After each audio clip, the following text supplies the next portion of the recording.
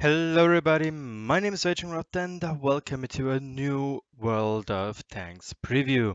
Today with the 9.20 Supertest. And yeah, I made yesterday a video.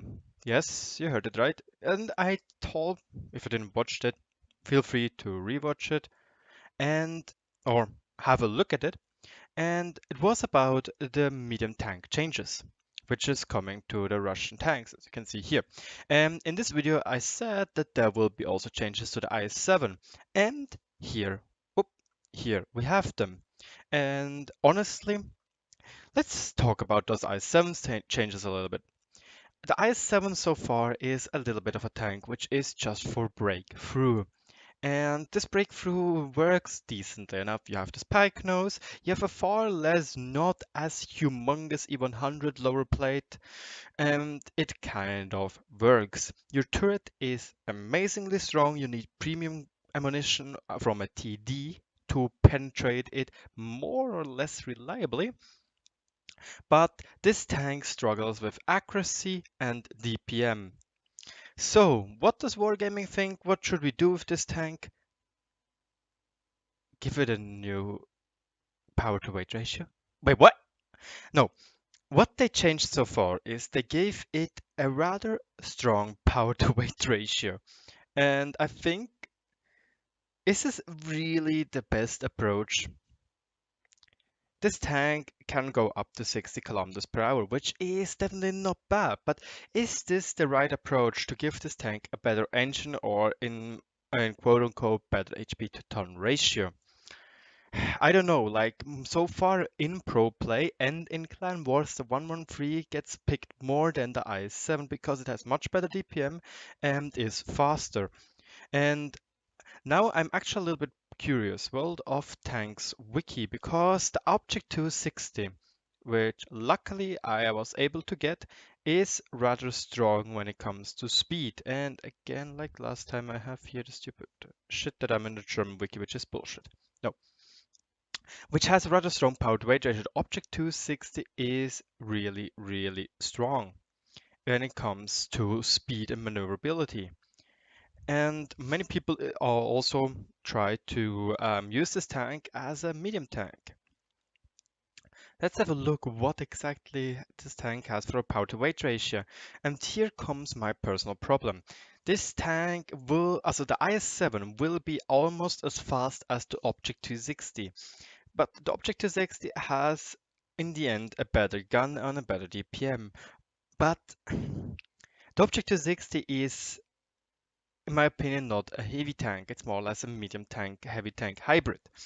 And here I think this is a little bit funky. Why do you... Sure. The IS-7 has the same hull as the Object 260 and kind of the same properties around that hull. But I really don't like this idea so far. Why?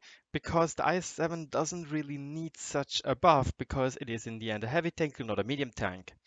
It needs a buff when it comes to DPM to make it more viable again, or probably a better penetration, like stock penetration, because so far the E100 has even better penetration with the thick gun, if I'm not wrong. Not sure, guys. Give me a... Well, we can have a look if RagingRaptor still knows his shit. Let's have a look, alright? Um, no, okay. RagingRaptor doesn't know shit anymore. It got buffed, but it's still worse than i7. My bad. But what they also buffed is their itch points. Yeah, hit points from 2,150 to 2,400. Well, in my opinion, this is definitely not a bad change because it is, well, no, it is not really what this tank needs. This is my opinion, really, that what this tank doesn't need HP.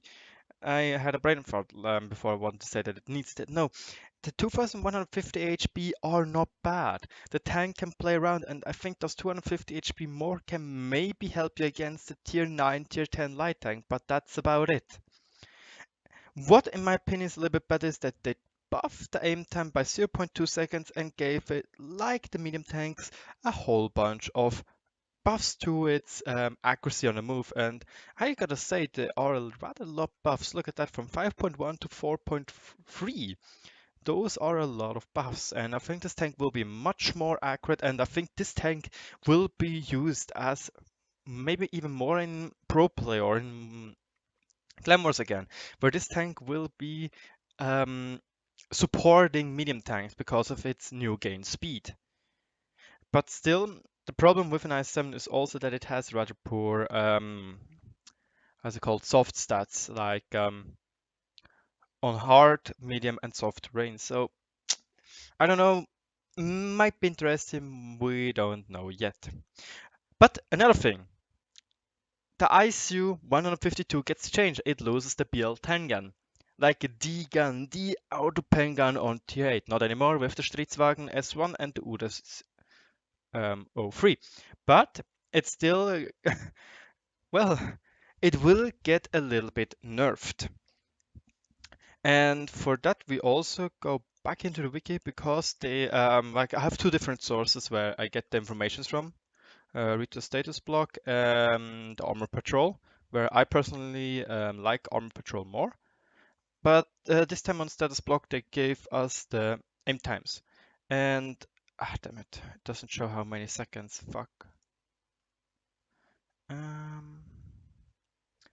Apparently it stays the same. Pretty much sure, yeah, it stays the same. But what about this new gun? It isn't really much new about the eye shooter. Just the biggest thing is that it will get a slightly better power to weight ratio.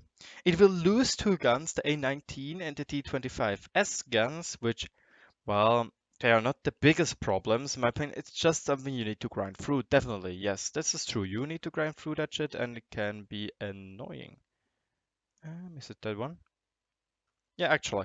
By the way, this side is super old, I think, but it still kind of works. There we go. Because I should be able to look into, yeah. They want to remove the A2, A19 and the D25S guns to make the grind more accessible, so you can immediately go to the BL10 or the new D4S gun, how it's called, right? D4S gun, yes.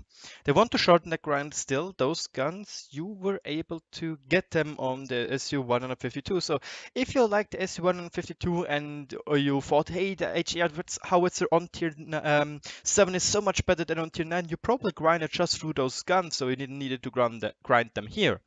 But they're going to nerf that, they're going to throw that shit out, so only the SU-152 has those guns, and going to remove the BL10 and give it to the and only the Object 704 will have the BL10. And this is also kind of interesting because this gun again has lower penetration values around 26, am I right? Yeah, 26 less penetration.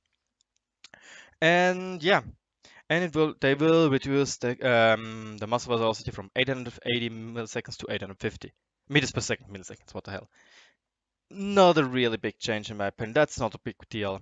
But the HP, well, nah, you won't get you probably won't get so often one-shotted by Jackpan 700, but you will still get one-shotted by Jackpan 700 when they get lucky. But another thing, they're going to give the D4S gun to the Object 704. There we go. And obviously this makes the grind actually more painful. Why does it make it actually more painful? Because on the ice you already got the BL10 when you grind through all that shit here, which can be annoying, but doesn't need to be annoying. And now you need to grind another 36,000 experience if they're not going to change that. Just saying, to get the BL10 gun. Sure, the changes are not that big, but the penetration, those 26 millimeters of penetration and the premium penetration might make a difference. Just maybe. But we will see. But one more thing, the Object 268 gets some deserved buffs as well. Now with the Foch, which gets rebalanced, I think the Object 268 is one of the worst tanks in the game. No one plays him, I think, and the problem is this tank is a sniper TD with decentish mobility, but not really good turning circles, and the gun. The gun has rather bad gun impression, and Well, really bad muzzle velocity, and now they're going to change that. This used to be one of the worst tanks for sniping because the shells flew ages. But now, fuck that shit, it gets 950 meters per second from 760 meters per second up. And this is a whole lot more speed. Because this is also why the Object 268 used to be so strong with heat penetration. It had, I think, something around 450 millimeters of heat. I'm not sure anymore. It's really, really long time ago. And this was always explained because heat shells do more or are more effective when they're not rotating. So when they're slow, basically. So yeah, they're going to change it up. But another big thing is they're going to give it 10 degrees more horizontal gun arc, and I think this is really, really good because the gun arc is so small. It's really sometimes annoying because you always need to change slightly angle your hole, and this fucks up your aiming. And I think those 10 degrees might be able to put the tank back into the meta, but we will see. One last thing, which is, well, if you're not on EU, it doesn't really is important for you. If you're in EU, you can listen to it. It's the T-34-85 marathon, and it will be the same as with the last tank, the pilot, where you have daily missions. You need to do 15 missions, and excuse me, 13 missions, but you have 18 days to do them. And you can still buy tokens again, as you can see. Well, blah blah blah blah blah blah blah. Anyway, T-34-85M, one scope buff. It has a little bit stronger front armor than other T-34-85 variants, but the gun is so-so. Let's say it like this.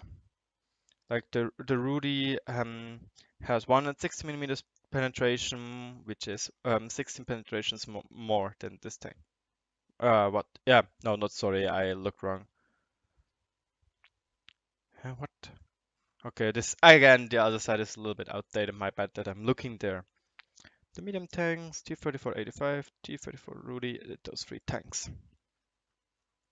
So the Rudy has, yeah, it got buffed once to the same gun as the Rudy has. And it's exactly the same gun. The only difference will be that this tank will have just a little bit shittier speed, I guess, because it's heavier. Because the engine doesn't get changed, as you can see. Uh, yeah, I definitely need to start using tanks.gg because otherwise it's getting a little bit annoying. But, wait, what? Actually, what the hell? This is, okay, uh, let's say it like this. The important part of the video is over. I'm now doing this out of curiosity because normally I'm just doing those, just say, um, yep, what the hell? Is the Rudy heavier than an up armored T-34-85? That doesn't make a lot of sense. Or am I wrong here?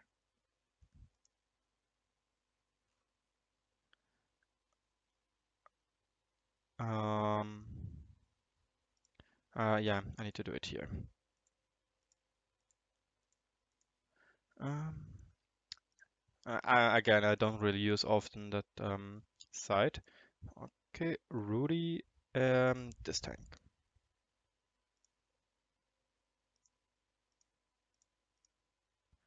Um,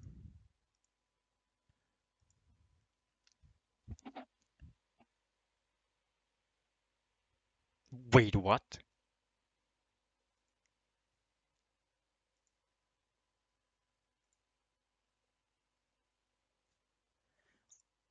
Wow. It has, it has even, what? Okay, I'm actually genuinely surprised. What the hell? The T-34-85M has a lot better DPM than the Rudy and the T-34-85. It just has worse soft stats, and this by a lot. But it has a better HP to ton ratio than the Rudy, with even being lighter. Wow. Wow. Genuinely surprised. So I guess the T-34-85 is worth those marathon, and otherwise we'll see. I didn't got the tank. Well, okay, I made this video a little bit too long because I wasn't really that prepared. But anyway, thanks for watching. Talk to you all guys later, and good luck on the battlefield. Bye bye.